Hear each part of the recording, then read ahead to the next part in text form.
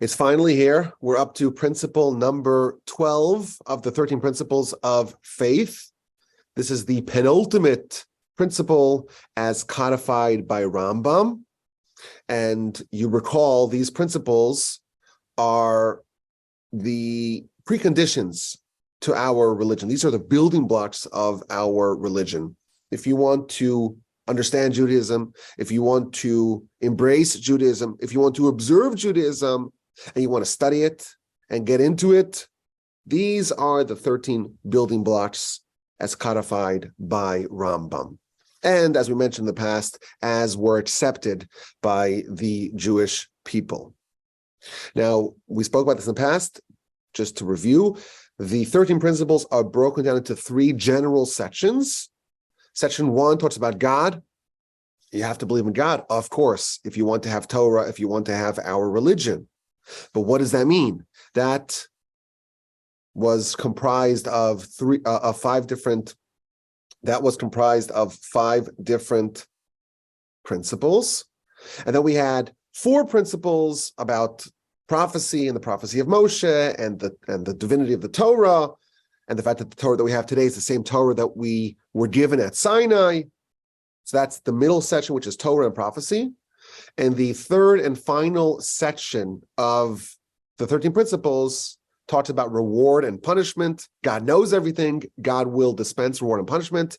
And now we're up to principle number 12, and that is the Messiah and the Messianic era.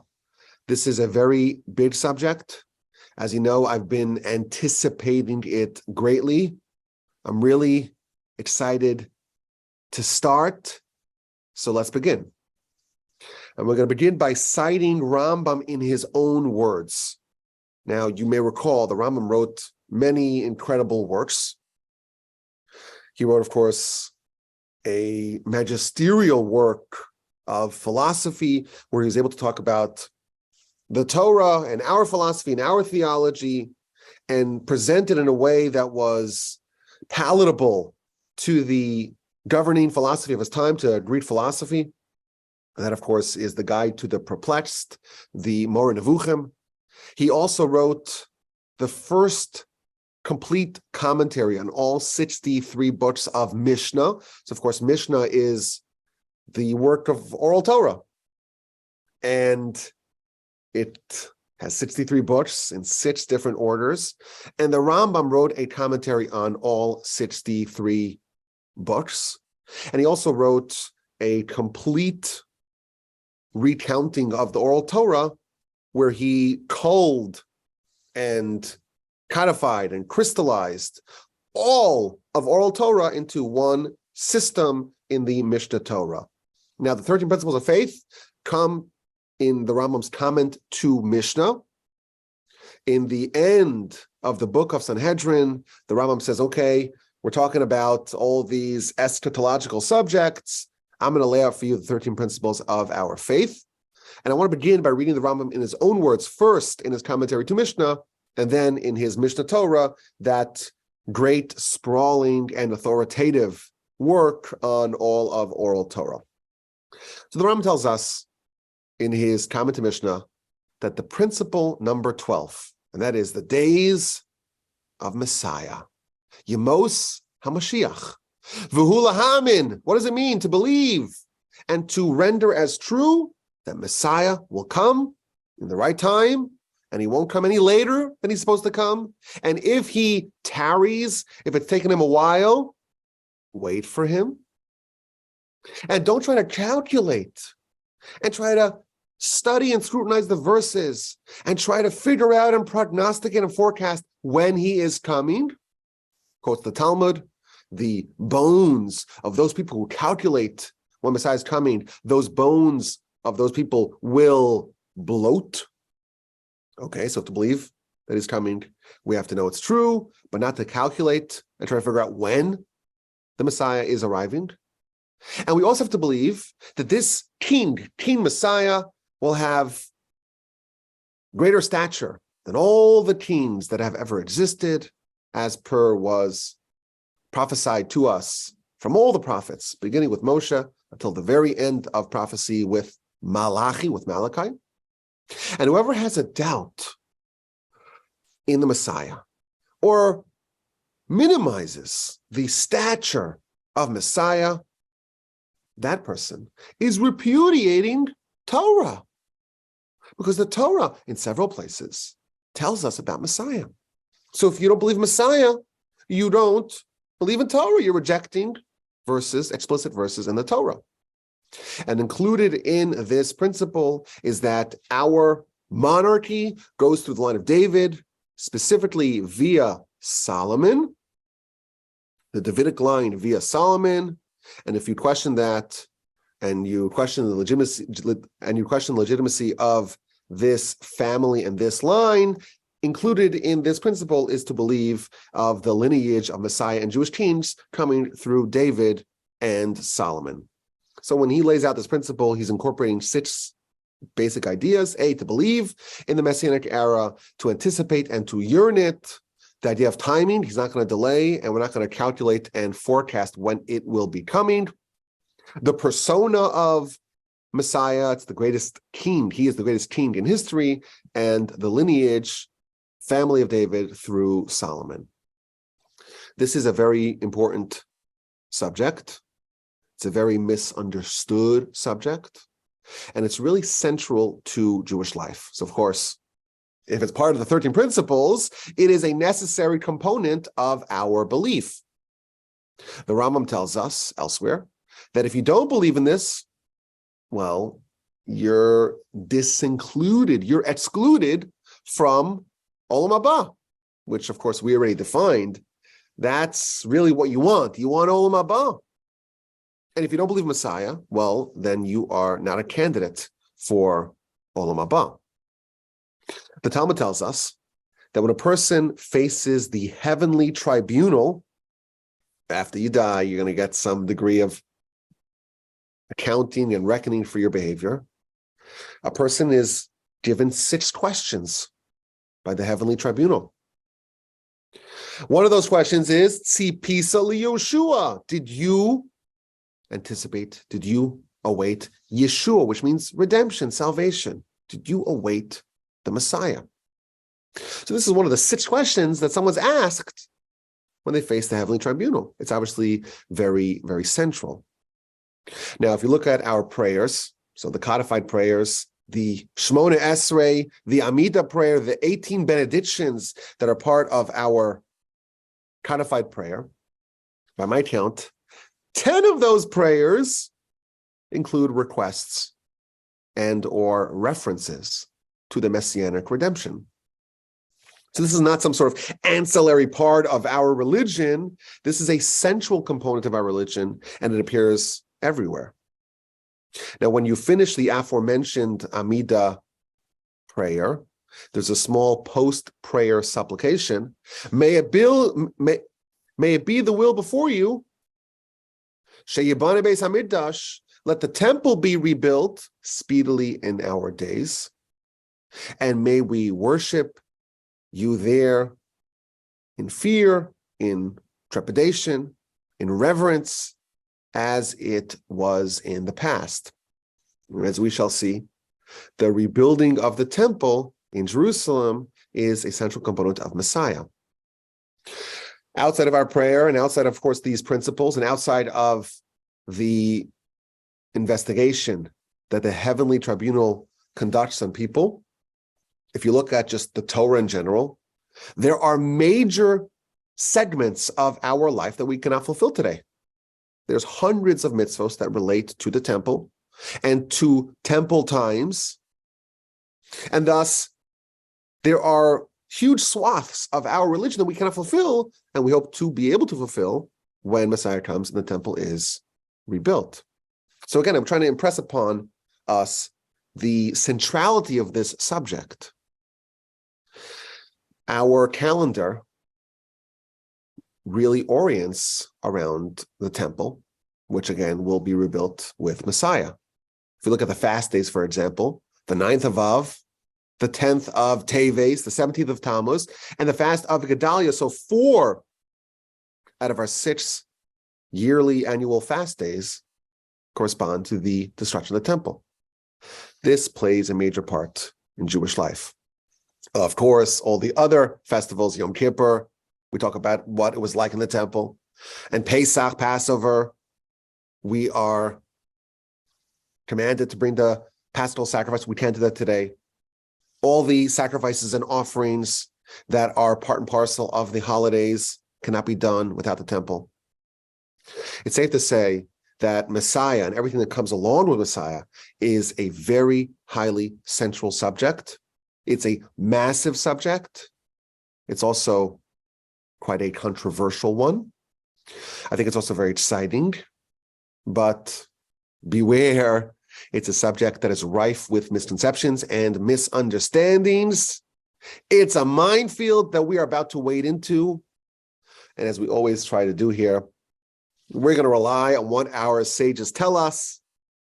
We're going to try to study it rigorously and comprehensively, but we're going to emphasize and we're going to be true to the actual text and to the sources.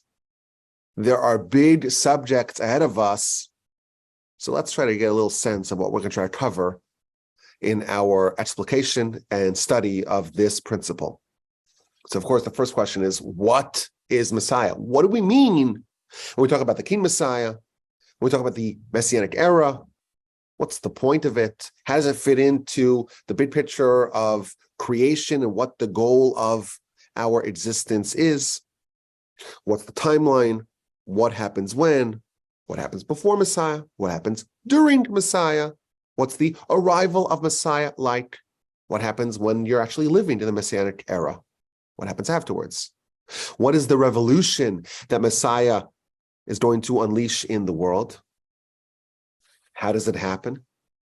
What are the various different ways that it can happen? What changes occur during the Messianic era? What role do we have to play in effectuating Messiah?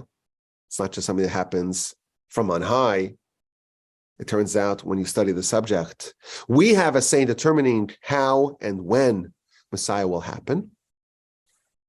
The identity of Messiah. Who is Messiah? What are the qualifications for being Messiah? How do we determine if a person who is a claimant to that role is legit or is a charlatan, a fraud?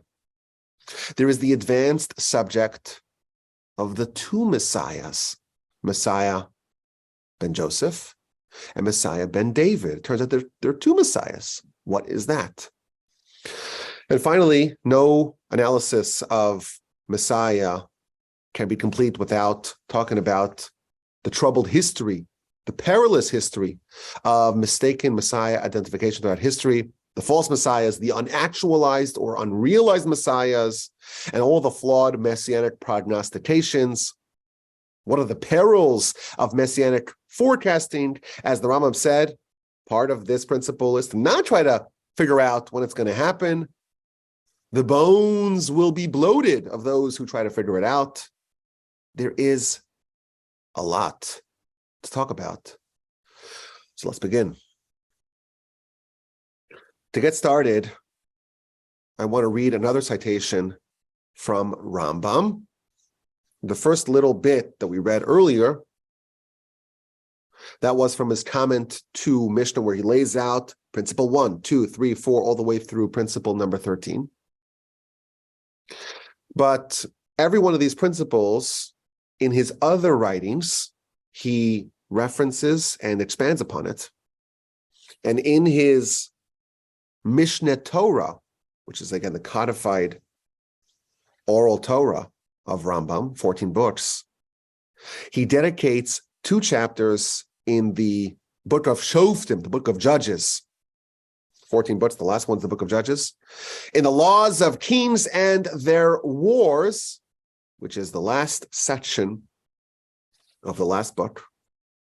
The final 2 chapters, the Rambam dedicates an authoritative and sweeping treatment of this subject. The majority of the subjects that we need to cover in depth, of course, he's going to address. And I think it's the first place that we go to try to understand more about these 13 principles. Again, they're authored by the Rambam in his commentary to Mishnah, but his magnum opus, Mishneh Torah, the 14 books, he's going to expand upon it. And it's interesting that the very last subject that he covers is Messiah. So there's 14 books, and the last section of the last set of laws in the last book, so chapters 11 and 12 of the laws of kings and their wars, are dedicated to the Messiah and the Messianic age. And he's going to plunge us into this subject. And he's going to try to cover the whole subject. And we're going to read what he says, and then we're going to go into the subject in a more methodical way, going through it piece by piece. He's going to cover everything, and we're going to read it and just get a little flavor of the subject, and then go through it, please God, piecemeal. He's going to focus both on the individual, King Messiah, and on the era. And he's going to begin chapter 10 with the job description. So to all aspirants for this job, listen carefully. King Messiah will in the future arise, and he will restore the Davidic monarchy. The Davidic monarchy has been dormant for a very long time. The last king of the Davidic monarchy was in the first temple era, so 2,500 years ago or so. Now, it's true that after the second temple was destroyed, we had some semblance of a Davidic monarchy, because the leaders of the people, both in Israel, the princes, and in Babylon, the Etzelarchs, the Reish Galusa, they were all descendants of David. But a Davidic king we have not had for a very long time. Messiah's got to restore that. That's just the first task. He's got to build the temple in the most volatile parcel of land in the whole world. Can't build it in LaGrange, Texas. You have to build it in Jerusalem, on Temple Mount. He has to gather the dispersed Jews. Part of the Messianic era is the coalescing of the Jews from all the far-flung corners of the earth back together as one nation. Now, that, of course, means geographically reuniting the Jews, but also spiritually reuniting the nation to restore the people who are immersed amongst the other nations, to restore them back to their faith and to their commitment to God and to his Torah. Messiah needs to reinstitute Torah laws to the ways that they were previously. All the laws, every law of the Torah must be reinstated. That means in the aforementioned temple, you have to bring all the sacrifices. And Shemitah and Yovel, all the mitzvahs as they are told to us in the Torah must be completely restored. That's the beginning. Simple list of tasks. Just do one and then the next one, and then, well, you're a candidate. And we have to believe and anticipate his arrival. Otherwise, we are repudiating the Torah of Moshe. And the Rambam quotes the many verses that discuss Messiah and the Messianic era in the Torah. So in the book of Devarim, Deuteronomy chapter 30, verse 3, 4, 5. And of course, the whole section of Bilam, when Bilam is hired to curse the Jewish people, instead is forced to bless them. He forecasts, this is in Numbers 24, he forecasts about both Messiahs, i.e. King David, and the final Messiah who will be a descendant of King David. And the Rambam adds another proof from the Torah, an interesting one, from Deuteronomy chapter 19, verse 8. The verse is talking about the cities of refuge. When we have an accidental killer, they have to go to a city of refuge. And there are 6 designated cities of refuge. And the verse tells us that the Almighty will expand our lands and will add 3 more cities of refuge. And the Rambam points out that has not yet happened. And the Torah, the Almighty of the Torah, does not forecast things that will not happen. Implied from this verse is that our lands will expand and we will, in fact, add those cities of refuge in the times of Messiah. So the Rambam begins by citing the scriptural sources in the Torah, and then he tells us, well, we don't need to talk about the rest of the Tanakh, the rest of our canon, because all the words of the prophets are full of references and citations to the Messiah. So we're starting off with the Rambam in his Mishneh Torah, and we've learned the job description of Messiah. What do you need to do? We've learned about our mitzvah to believe and to await and to anticipate Messiah, and we learned some of the scriptural sources about this idea. Next, the Rambam guides us as to what are the demands placed upon Messiah. How do we verify that he's legit? There have been a lot of people who have claimed to be the Messiah in our history. Unfortunately, our history is littered with false messiahs. How do we vet a messianic claimant? How do you know if they're legit or if they're a fraud? What kind of inspections do we do to a potential Messiah? Says the Rambam, don't think that the King Messiah has to do miracles or wonders or renew the laws of the universe or to revive the dead. That is not what we ask Messiah to do. We don't ask for supernatural signs. And he brings a proof. Rabbi Akiva was one of the great sages of the times of the Mishnah. Rabbi Akiva believed in the messianic qualifications of a gentleman named Bar Kokhba. Who was Bar Kokhba? Bar Kokhba launched a revolt against the Romans about 60 years after the temple was destroyed. It seems like he actually rebuilt at least a version of the temple. He was a great scholar, a great warrior, seemed to check a lot of boxes to qualify as Messiah. And he got adherents, and not just Joe Schmoes, the great Rabbi Akiva and many of the other sages of that era. Heavyweights, not lightweights, heavyweights, believed that he was Messiah. The sages of the time were on board. And then, of course, it was proven that he was not the Messiah when he was killed due to his sins. And once he was killed, it became clear and evident that he was not, in fact, Messiah. As an aside, this tells us that once someone dies, they cease to be a candidate for Messiah. There are some people that mistakenly believe otherwise. But the Rambam tells us that if you consider someone to be a good candidate for Messiah and then they die, well, you know that they're not Messiah. Rabbi Akiva and his colleagues thought Bar Kokhba was Messiah, and then he died, and then they knew that he was not Messiah. End of the aside. But the Rambam proves from this story that you don't need to do miracles. What did the sages ask from Bar Kokhba, or Bar Koziva as he was renamed? They didn't ask him to do miracles. They didn't ask him to do signs or wonders. This proves that we don't need to ask Messiah to do miracles. That's not part of the vetting.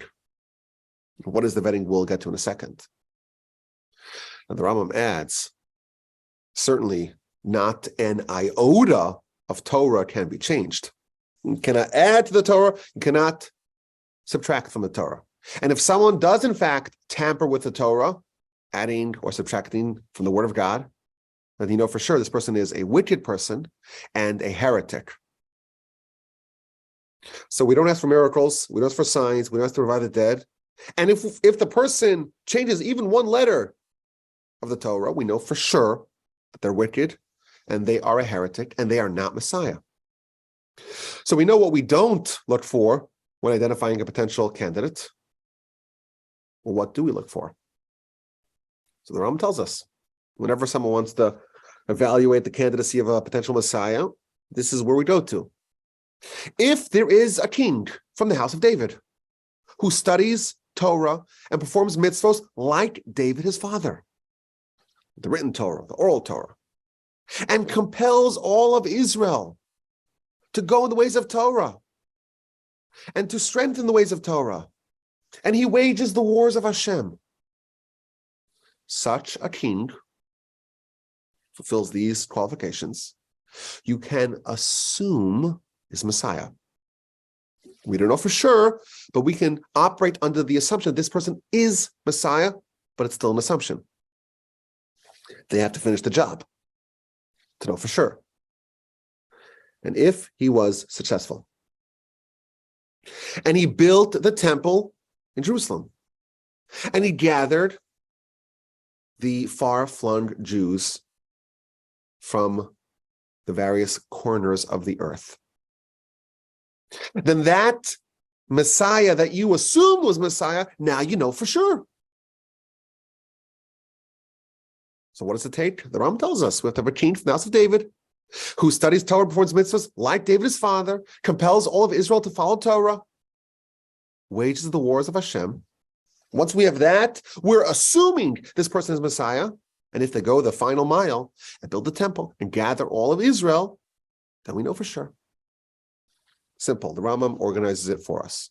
Now, if this person who we are assuming is Messiah, but we don't know for sure yet, if they didn't succeed, or they died, or were killed, then we know for sure that they are not the Messiah that the Torah promised about. Yes, they're a king. And yes, they could be righteous. But not every king is Messiah. And then the Rambam adds, we also know why we have this phenomenon of an assumed Messiah who later is proven to be not a real Messiah, because God is testing us. We are expecting, over the course of our history, fake, false, unrealized messiahs. That is to be expected. And we knew this at a time. It's forecasted in the prophets. And they are tests from God to test our loyalty and our fidelity to God and his Torah. Everyone's very excited by the notion of Messiah. We have to be governed by Torah and not get caught up in the excitement and the passion and forget our true loyalties. Now, the next part of Rambam was censored by the Christian censors. So for hundreds of years, Rambams were printed without these paragraphs. When we read the paragraphs, we'll see why. The Rambams will be talking about other monotheistic religions who sought to replace Judaism. So if you look at the newer versions of Rambam, many of them actually reprinted it because now we're not scared of the Christian. Many of them reprinted it because now we're not scared of the censors. We could write whatever we want. But for many years, the Christians had to vet and approve of what you're writing. So there are, in fact, sections of the Talmud that were censored. And including in that is the part of the Rambam we're about to cover that was censored by the Christian censors. He's going to be talking about the other religions and the context of these religions, how we view them, and what is their destiny. He's going to begin with Christianity. He's going to talk about Islam as well. And even Yeshu HaNatzri, Yeshu the Nazarene, who considered himself to be Messiah. And he was executed in the Jewish court for his crimes. We already knew to expect someone like this. And it quotes a verse in Daniel. The verse is talking about how there's going to be someone who's going to arise, who's going to be a stumbling block for the Jewish people, because he's going to be a fake Messiah. Our prophets are forecasting a real Messiah who's going to save us, who's going to redeem us, who's going to gather us back in, who's going to strengthen the mitzvos. And then we have this guy who does the opposite. He caused the mass killing of Jews, and the scattering of Jews, and the depressing of Jews, and the subjugation of Jews, and the replacement of the Torah, and to cause large parts of the world to worship other gods except Hashem. So the exact opposite of what Messiah is supposed to do, the fake Messiah did. And we knew it was coming, it was foretold in the prophets. Then the Rambam takes this subject even further. This is a very interesting idea that he's going to share with us. Why did God allow this to happen?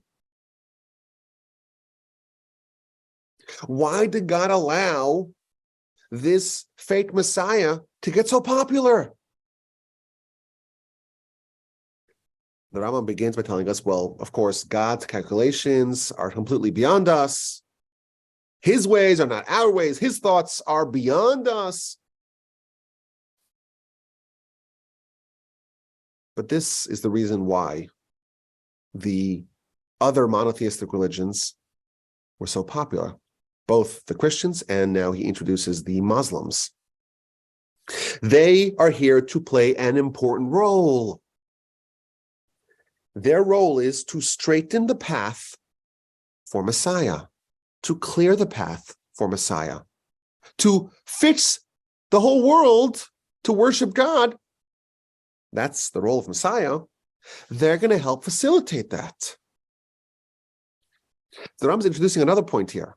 Messiah is not an idea that's limited to the Jewish people. The transformation, the revolution of Messiah is about getting the entire world on board. Everyone gaining knowledge of God, everyone earning fear and trepidation and faith in God. Our nation, we already committed ourselves to God with the Exodus, with Sinai, with Torah. That has to go global with Messiah. You have a very unusual reality for hundreds of years. One nation, one small nation, one insular nation, with complete fidelity to God. Of course, we still have free will, make mistakes, of course, but the nation's committed to God. And you have a whole sea of paganism, a whole sea of idolatry in the whole world. The Messiah is a description of the world where everyone comes around, not just the Jewish people. How do you get a world full of pagans, a world full of idolaters to accept the one God? That is the role of these other religions. These other religions, which, by the way, are rooted in the other parts of the family of Abraham. Of course, Ishmael, he's the father of the Ishmaelites, the Arabs, which, of course, became the Muslims. And Esav, he is the father of the Christians. So it's almost like the other parts, the other branches of the family that weren't quite there to be part of the Jewish people, they're going to do the legwork, the grunt work, the mass influence to fill the whole world with the notion of Messiah and with the notion of Torah and with the notion of mitzvos. And even the most distant parts of the world and the most distant lands, the idea of Torah, the idea of an invisible God becomes ubiquitous. Knowledge of God is everywhere. The Torah, to varying degrees, of course, is accepted universally. The only problem is that it's not perfect. Some of them say that, well, the mitzvos had an end date, and they're not forever. The Torah was abrogated. And some say that, well, Messiah already came, and the secrets were revealed. So the concept, the big picture, that there's one invisible God, all the powers are coalesced in one. And he gave us prophecy, and he gave us Torah, he gave us instruction. The big transformation that's needed is done by our cousins. It makes Messiah's job much easier. 90, 95, 93, 85, depends. I don't know how you would evaluate that, but a certain percentage of Messiah's work is done already. The Christians and the Muslims are there to clear the path, to straighten the path, to make it easier for Messiah. And when Messiah actually arises, and he succeeds, and he is elevated, everyone will make their slight adjustments. And they'll realize that their forefathers gave them a slight mistake. And their antecedents and their prophets led them astray. And they will come back to true faith. The Romans, whenever they absorbed any nation, they absorbed those nations' deities as well. And they ended up with a massive cachet. Maybe that's not the right word. Cash, is that pronounced cash? A massive amount, a massive repository of idols. 30,000, according to Roman historians. So now they don't have perfect faith, but they've narrowed down from 30,000 to 3. It's much closer. Of course, the Muslims believe in complete monotheism. How'd that happen? Our cousins did the grunt work, did the legwork for Messiah to prepare the world, to soften them for the Abrahamic mission to be completed by Messiah. That is the beginning, the first chapter of Rambam, the Laws of Kings. He's talking to us about Messiah. We've learned a lot. Let's continue to the final chapter. In his magisterial work, Mishneh Torah, again, it is also dedicated to the concept, the subject of Messiah. He begins with the state of the world during the Messianic era. Don't consider that in the times of Messiah, the rules of the world, the rules of nature will be nullified. Or there'll be some innovation that changes creation, changes Genesis. There will be no changes to the laws of nature. There are not going to be any supernatural adjustments to how the world operates. But what about the verse that says that the wolf will lie with the sheep?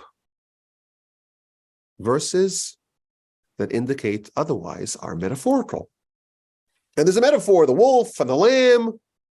This is a metaphor that the Jews, who are always being preyed upon and persecuted by the proverbial wolves, we are going to dwell in peace and stability and security with our erstwhile foes. And everyone will return to the true religion. And everyone will be moral and just and righteous. People won't steal. People won't be corrupted.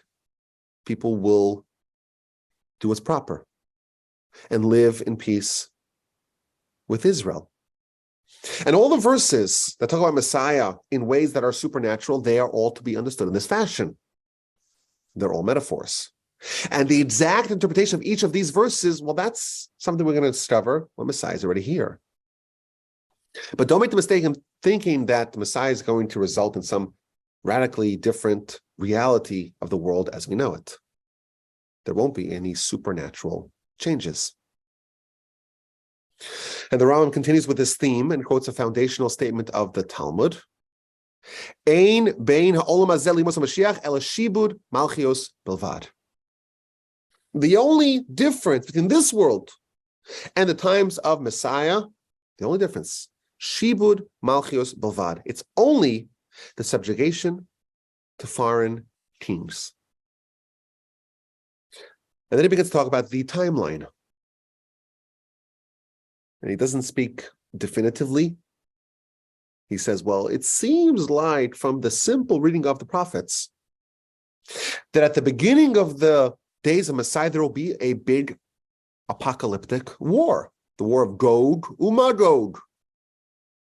And before this war, the prophet will come. Which prophet? We don't know. The prophet will come and straighten the Jews and prepare their hearts.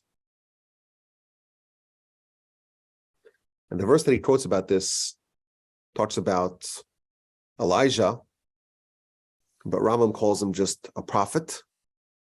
And then he talks about Elijah specifically. It's not clear if he's talking about two different prophets or this is just Elijah in both instances.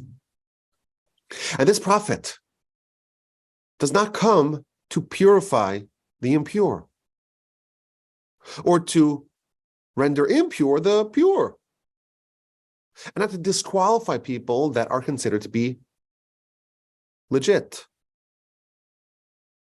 If you have someone today that's viewed as being righteous or being okay, and 15 generations ago there was some sort of illegitimate union, that person's a bastard. It's not Elijah's job to figure out or to tell us, who is not legitimate. And he's not coming also to render legitimate someone who is viewed as illegitimate, but rather to place peace in the world. And then the Rambam tells us that there are those amongst the sages that tell us that before the arrival of Messiah, Elijah will come. And then he tells us in all these matters, the timeline and exactly what happens, we don't know the details. And even amongst the prophets, they didn't know. These matters were hidden. And our tradition, which gives us tremendous precision and clarity in so many different areas, it does not include the details of this. And that's why there's so much dispute in these matters, so much opacity and obfuscation and lack of clarity in these matters, because we don't have a clear tradition, and even the prophets didn't know exactly what's going to happen. But don't worry, the precise details and how it's going to happen and the timeline and all the minutiae of this subject are not an important principle in our religion. So we have a principle to believe and to await and to anticipate Messiah. But the exact details, what's going to happen and when's going to happen and who's going to happen and all that, that's not an important principle in our religion. And therefore he says, don't spend too much time on this. Don't make the majority of your study in the various midrashic commentaries. Don't study that at length. Don't make it a principle. The details of what's going to be in the Messianic era, not really helpful for you to study. It brings you to neither love of God nor fear of God. Our actions should only be done.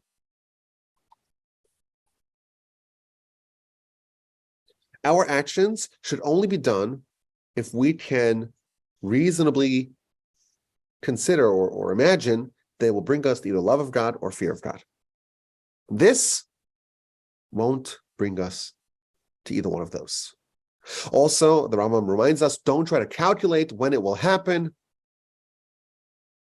This is not what we do. Rather, we wait and we believe and we anticipate, but we don't spend too much time focusing on the exact details. So there's an interesting contrast over here. How important is this subject? How important is the Messiah? On one hand, of course, it's a principle. And if you want to get admission to the afterlife, Olam Haba, you have to believe in it. And it's a major focus in our prayers. And it's one of the 6 questions that we get asked when we face the heavenly tribunal. It's one of the 6 debriefing questions. Yet, the Rambam tells us the details and how exactly everything works out is not so important. It's been noted as well, the Rambam's Mishnah Torah, those 14 books, are written in topical order. They're organized conceptually. The first law that it talks about is to believe in God. The foundations of Torah, that's how it starts. The very, very, very last thing that he talks about, the last chapters of the last section of the last book, is Messiah. Now, what is the second to last subject that the Rambam talks about? The laws of Gentiles. It's been noted, the Rambam is writing his book for Jews. He's signaling with the layout of what he puts where, it's actually more important for us to know about what non-Jews need to know than to think about Messiah. The Rambam is systematically de-emphasizing the study of this subject. It brings us to neither love of God nor fear of God. We have to believe in it. We have to anticipate it.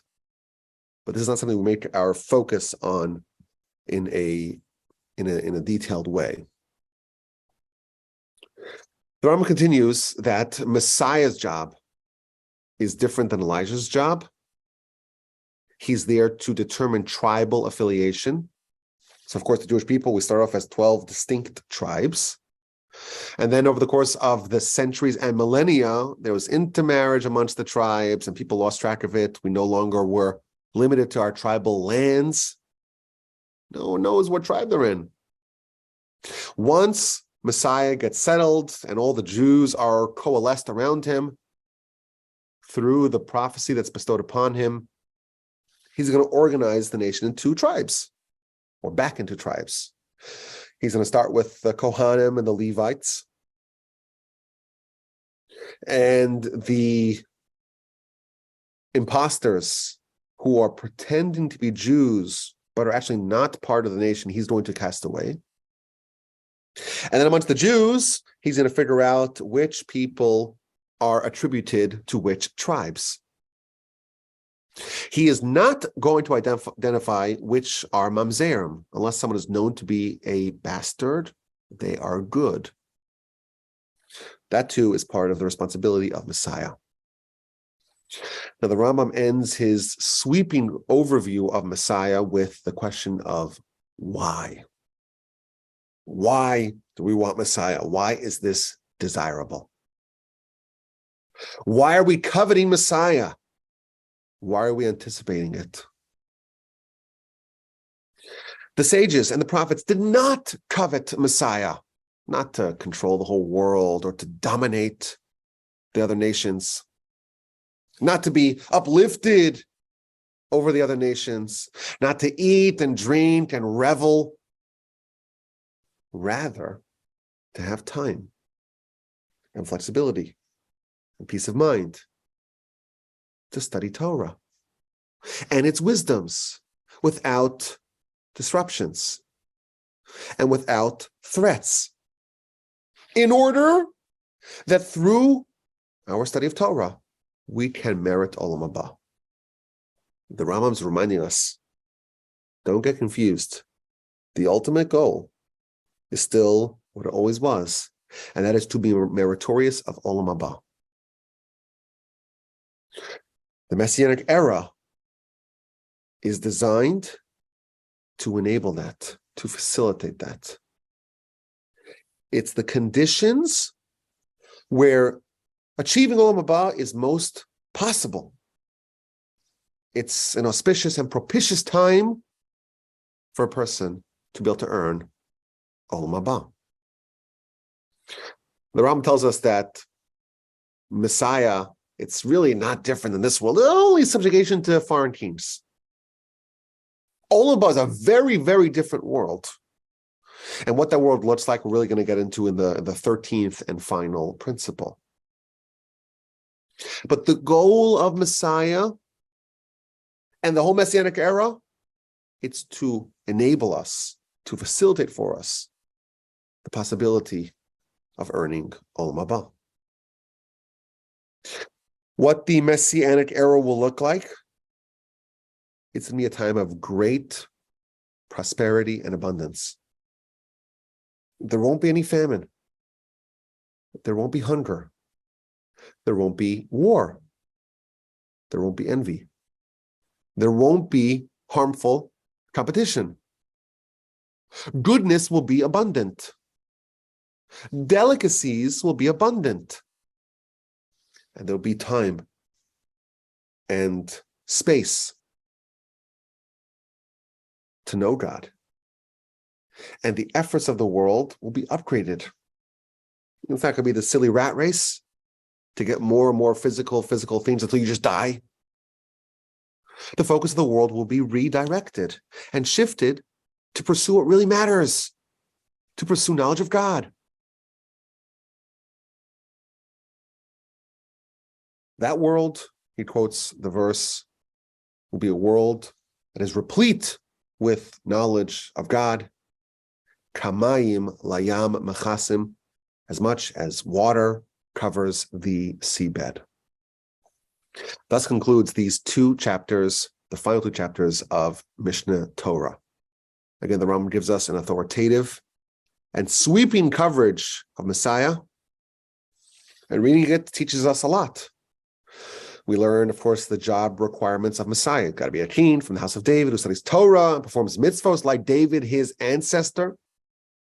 Rebuild the temple on Temple Mount, restore all the laws of the Torah, gather all of Israel, compel the nation to follow the Torah, wage the wars of Hashem.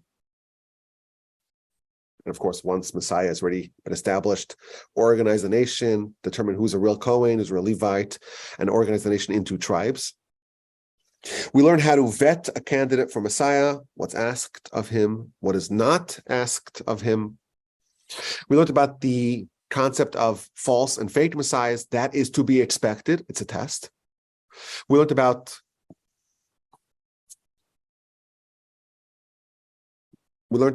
Christianity and Islam and the role that they play to clear the path for Messiah.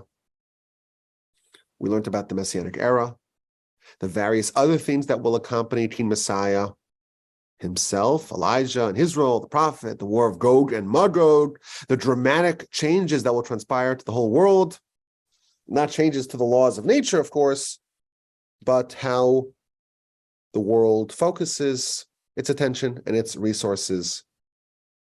There are not going to be any supernatural changes, and all the verses that imply otherwise are metaphors, but it's a world of abundance. It's a world of stability and security so that the pursuit of what really matters can be undertaken. And the goal, that's to have the stability and the peace of mind to study Torah and to thereby earn Olam Haba. That is the Rambam, and it's a great way to get started on this very critical principle number 12. I think it does give us really the layout of the whole subject. We understand how critical this subject is and why it made so many appearances in our daily life, in our daily prayers, in our annual, yearly cycle. We see how it is quite a large subject, and we see the room for misconceptions and misunderstandings. And we have a lot of work ahead of us to really dig into the subject with great focus and detail, to really understand what's happening with Messiah and the timeline as best as we can understand it, and the changes that are going to be present during the Messianic era, and the roles that we are expected to play now and then. What do we know about the identity of Messiah? What do we know about the qualifications of Messiah? Of course, the subject of the two messiahs that the Rambam does not talk about, but our sages elsewhere do. We have a lot to cover. I'm really excited that we're finally here. Remember, when we're still in the earlier principles, I was like, I can't wait till we get here. And now we're here. So with the help of the Almighty, we will cover this subject, please God, with our focus on trying to get a comprehensive and rigorous understanding of the subject to the best of our ability. And I'm excited to do this together with all of y'all. As always, my email address is rabbiwolbe@gmail.com. Call me with any questions, comments, feedback. Of course, I'm in the Torch Center right now, and I work for Torch. And if you want to support our work, torchweb.org is the address to do that. Whenever I do a podcast, in the description, there's a link in the description if you want to see more about what we do here at the Torch Center and maybe to support our work. You want to reach out to me, my email address is rabbiwolbe@gmail.com.